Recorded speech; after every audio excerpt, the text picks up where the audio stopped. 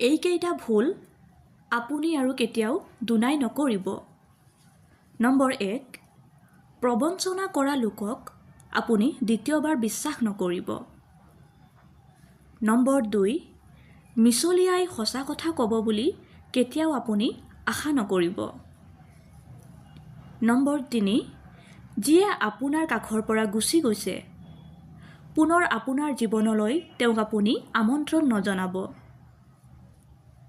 Number 4, অহংকাৰী স্বাৰ্থলোভী লোকৰ পৰা আপুনি সহায় আশা কেতিয়াও নকৰিব।